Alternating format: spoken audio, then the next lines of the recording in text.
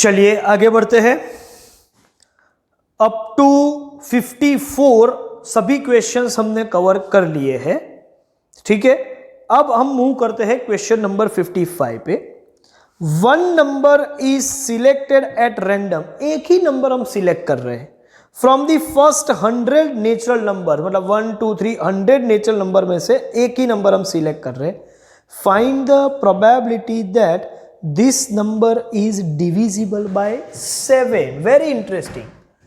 चलो आप बोल सकते हो कि let you be the sample space, और सैंपल स्पेस में क्या है, 100 नेचुरल नंबर है, 1 2 3 ऐसा 100, इनमें से एक ही ले रहे हैं, मतलब ये 100 में से एक का सिलेक्शन, तो एक का ही सिलेक्शन करना है तो फिर डायरेक्टली भी बोल सकते हैं। सो 100C1, तो ये तो 100 ही होगा।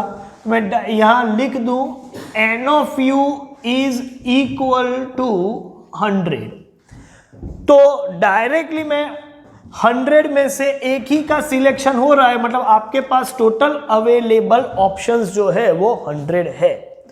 अब आप ये जो एक इंटीजर या एक नेचुरल नंबर 1 to 100 में से जो सिलेक्ट कर रहे हैं वो डिविजिबल बाय 7 हो, उसकी प्रोबेबिलिटी पूछी है। तो रिक्वायरमेंट हम लिख देते हैं, रिक्वायरमेंट है probability that a number selected is divisible या मल्टीपल ऑफ, वो भी हो तो बोल सकते हैं, डिविजिबल बाय 7। अच्छा, जिसका प्रोबेबिलिटी पूछे उसको तो हम इवेंट बनाएंगे। So let event A, a number selected is divisible by 7, लेकिन कोई भी 7 से डिविजिबल नंबर नहीं, 1 to 100 में जो है वही। तो कौन से आएंगे, तो आप बोलोगे सर पहला तो 7 इटसेल्फ, उसके बाद 14, उसके बाद 21, ऐसा करते करते हम आगे बढ़ते रहेंगे, 100 तक जाएंगे। लेकिन 100 तो आप 100 बाई 7 करोगे तो वो डेसिमल आएगा, परफेक्टली डिविजिबल नहीं है। तो आप क्या करो, ये जो डेसिमल आएगा 14 पॉइंट समथिंग आएगा, तो आप 14 को लेके करो कि वो डेसिमल को भूल जाओ। तो 14 इंटू 7 ये होता है 98। यस, तो 98 इज परफेक्टली डिविजिबल बाय 7। और 98 के बाद 105 है जो 100 से बाहर है, 1 to 100 में से हमको तो सिलेक्ट करना है। तो ये 7 जो है वो आपका first element, 14 second, 21 third, suppose 28 लिखा होता तो वो 4, तो ये कौन सा होगा आपको मालूम है, ये 14 7 जा है तो ये 14th नंबर होगा। तो मैं सीधा ना लिख दूं कि n of a equals to 14, सब लिखने की जरूरत नहीं, ऐसे डैश डैश डैश करके 98 लिख लो और n ऑफ a का मतलब 14, आपको पता चल जाएगा कि 98 डिवाइड बाई 7 करोगे तो 14 आ रहा है, मतलब ये 14th टर्म होगी। ये AP है मान के चलो, फर्स्ट टर्म a है और कॉमन डिफरेंस d जो है वो भी 7 है, और उस हिसाब से यहां पर AP लिखा हुआ है, अरिथमेटिक प्रोग्रेशन। चलिए n ऑफ a तो 14 हो गया, तो प्रोबेबिलिटी ऑफ a क्या है, obviously n of a divide by n of u, 14 by 100। आप 0.14 भी लिखो या 14 बाय 100 लिखो, कोई फर्क नहीं पड़ेगा। 7 बाय 50 भी कर सकते हैं, रिड्यूस करो तो, ठीक है। तो ये है आपका answer question number 55। Very simple question, एक बार इसका स्क्रीनशॉट ले लो और हम आगे बढ़ते एक और क्वेश्चन के लिए। देखो क्वेश्चन नंबर 58, और ये काफी इंटरेस्टिंग क्वेश्चन है, देखते हैं। 4 कपल्स, ब्रैकेट में लिखा हुआ है husband wife, attend a party, 2 persons are randomly selected from these 8 person। देखो 4 कपल है, हस्बैंड वाइफ, तो टोटल तो 8 लोग है ही। ये 8 में से आपको 2 लोगों को रेंडमली, किसी भी 2 को पसंद करना है, सिलेक्ट कर रहे हैं आप, ठीक है। Find the probability that the selected person, मतलब this 2 persons are husband and wife, ये हस्बैंड वाइफ ही हो, ठीक है। नंबर 2, 1 मैन एंड 1 वुमन, तो एक मैन और एक वुमन। और तीसरा है 1 man and 1 woman who are not husband and wife, मतलब मैन वुमन तो होने चाहिए लेकिन ऐसे मैन वुमन जो हस्बैंड वाइफ ना हो। सर यहां तो 4 कपल से सभी हस्बैंड वाइफ ही है ना, देखो इसका मतलब है कि एक दूसरे के, मतलब समझो हस्बैंड एंड वाइफ मतलब जो जिसका हस्बैंड है उसी की वाइफ की बात कर रहा है, तो ये थोड़ा कंफ्यूजन में मत रहिएगा, ठीक है। देखो ये क्वेश्चन को सॉल्व करने के लिए 2-3 तरीके हैं, हम डिस्कस सभी को कर रहे हैं, दोनों पैटर्न को डिस्कस करेंगे और टैली भी करेंगे, लेकिन प्रेजेंटेशन क्या होना चाहिए इस तरीके से कि देयर आर 4 कपल, आप नंबर दे दो कपल 1 2 3 4, जिसमें कपल 1 जो है उसको मैं बोलूंगा H1W1 मतलब हस्बैंड 1 वाइफ 1, ये कपल 1 H1W1। कपल 2 के लिए हम नाम देंगे H2W2, कपल 3 H3W3, ठीक है, ये जो पेयर है वो इस तरीके की होगी, और H4W4।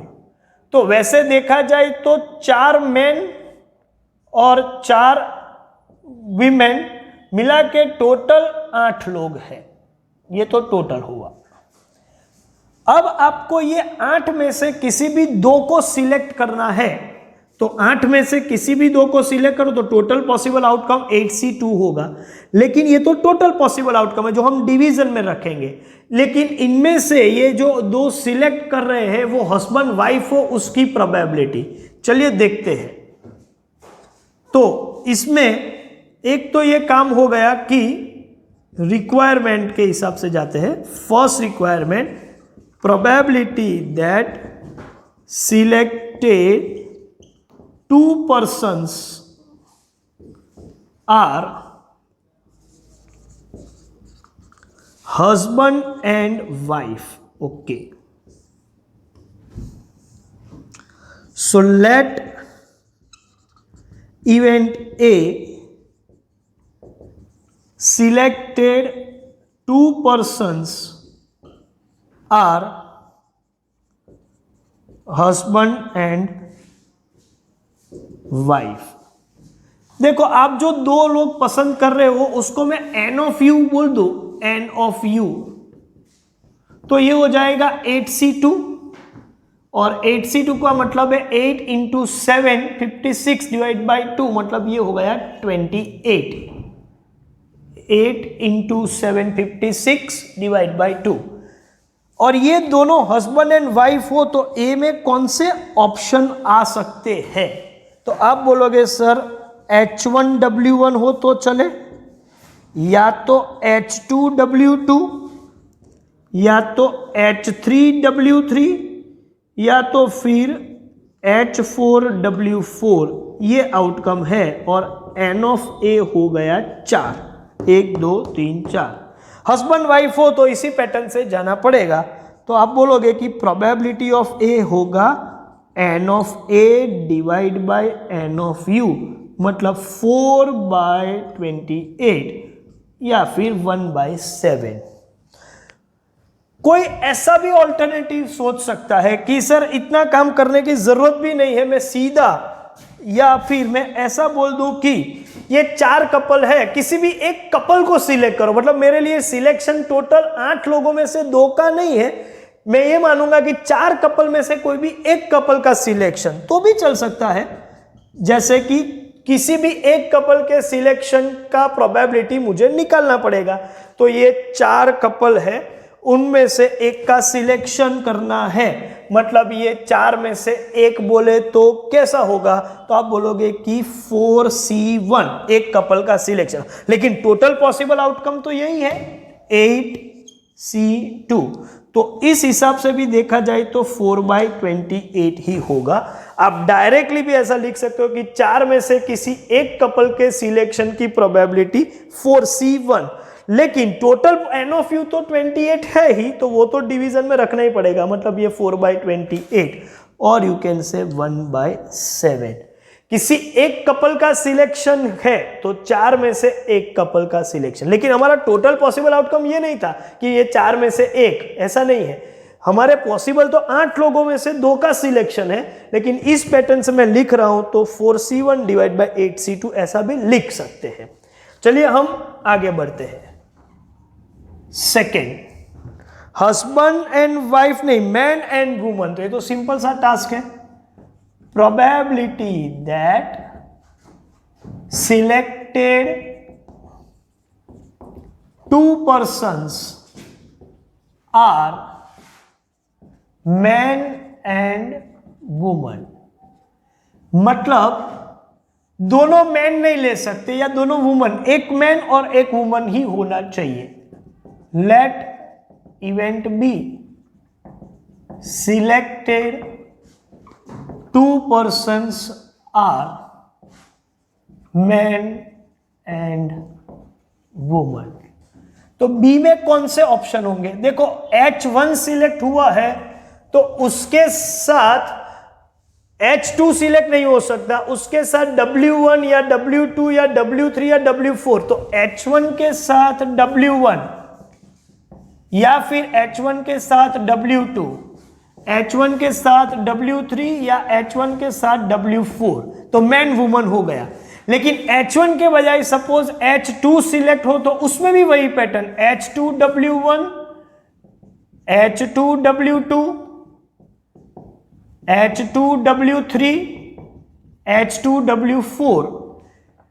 लेकिन H3 हो तो H3 W1, H3 ऐसे H3 W4 और ऐसा ही H4 W1, H4 W2 ऐसा H4 W4.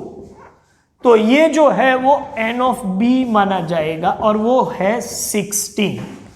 So probability of b हो जाएगा n of b divide by n of u, 16/28. और 16/28 को मैं 4 4 एंड 4 7 तो 4/7 भी बोल सकता हूं. कोई बोले सर ऐसा ना करे और डायरेक्टली ऐसा कर सकते हैं कि एक मैन एक वीमेन, तो टोटल 8 लोग हैं जिनका क्लासिफिकेशन है, 4 मैन है 4 वुमन है. तो ये 4 में से एक, ये 4 में से एक और टोटल 8 में से 2. तो यही होगा 4 4 16/28, 4/7. ऐसे भी कर सकते हैं, आउटकम लिखने की भी जरूरत नहीं है. थर्ड रिक्वायरमेंट है probability that selected persons are man and woman but not husband and wife. और ये इंटरेस्टिंग बनेगा. मैन वुमन तो होने चाहिए, हस्बैंड एंड वाइफ नहीं है. तो let event C selected persons are men and women but not husband and wife. Suppose outcome लिखने हैं तो काम तो है कि जब मैं H1 को सिलेक्ट करूं तो W1 को छोड़ के किसी को भी सिलेक्ट कर सकता हूं. H1 W1 की पेयर नहीं बनेगी, लेकिन H1 W2, H1 W3, H1 W4. ऐसे ही H2 W2 नहीं होगा, H2 W1, H2 W3, H2 W4. ऐसे ही H3 लेंगे तो W3 को छोड़ के 3 पेयर बना सकता है, H3 W1, H3 W2, H3 W. मतलब मैन वुमन तो होना चाहिए लेकिन हस्बैंड वाइफ नहीं होना चाहिए. तो H3 के साथ W3 को छोड़ के कोई भी पेयर बना सकते हैं. सेम वे H4 के साथ W4 को छोड़ के. तो वैसे देखा जाए तो ये जो पेयर हमने बनाई है 16, उनमें से H1 W1 रिमूव हो जाएगा, H2 W2 रिमूव हो जाएगा, H3 W3 रिमूव हो जाएगा और H4 W4 रिमूव. ये 4 कैंसिल हो जाएंगे तो बाकी बचेंगे 12. तो ऑटोमेटिकली 12/28 आपका आंसर होगा. लेकिन मैं यहां पर लिख भी दूं H1 के साथ W1 नहीं तो H1 W2, H1 W3, H1 W4. अब H1 के बजाय मैं H2 लूं तो H2 W1 ले सकता हूं, W2 नहीं ले सकता. H2 W3 and H2 W4. और जब मैं H3 लूंगा तो H3 W1, H3 W2, H3 के साथ W3 नहीं ले सकता लेकिन H3 के साथ W4 ले सकता हूं. Same way H4 W1, H4 W2, H4 W3, H4 के साथ W4 नहीं ले सकता, तो N ऑफ C कितना हुआ? आप बोलोगे 1 2 3 3 4 12 and probability of C is N of C divide by N of U, तो 12 बाई 28, 4 3 एंड 4 7 3/7। इसका सर कोई ऑल्टरनेटिव? हाँ ऑल्टरनेटिव है, मैं यहां पर वो ऑल्टरनेटिव यहां पर प्रेजेंट कर रहा हूं। जैसे कि ऑल्टरनेटिव में कुछ है नहीं, बहुत सिंपल सा टास्क है, ओरली भी कर सकते हैं।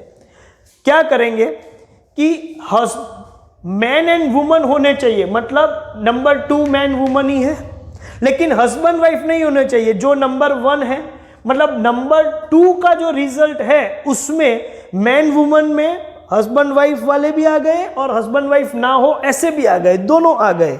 इसका यह मतलब हुआ कि यहां से नंबर 2 में से हस्बैंड वाइफ वाला ऑप्शन रिमूव कर दे तो जो बचेगा वो नंबर 3 होगा। मतलब मैन एंड वीमेन का प्रोबेबिलिटी 4/7 है। ये रहा प्रोबेबिलिटी ऑफ बी। उसमें से मुझे हस्बैंड वाइफ नहीं चाहिए तो 1/7 रिमूव करना है। सो 4/7 माइनस 1/7 करेंगे तो 3/7, यही हमारा आंसर है। तो आप डायरेक्टली भी कर सकते हो। सपोज हमने फर्स्ट क्वेश्चन निकाला है तो आपको क्या करना है, ऑल्टरनेटिव में यहां मैं और ऐसा लिख देता हूं और ये क्वेश्चन यहां पर मैं सॉल्व कर रहा हूं कि रिक्वायरमेंट है प्रोबेबिलिटी ऑफ सी, और प्रोबेबिलिटी ऑफ सी है probability of B minus C, probability of B minus probability of C. ये है 4/7 और ये है 1/7। फाइनल आंसर होगा 3/7। तो ये एक एडिशनल पोर्शन यहां पर है इसका ऑल्टरनेटिव।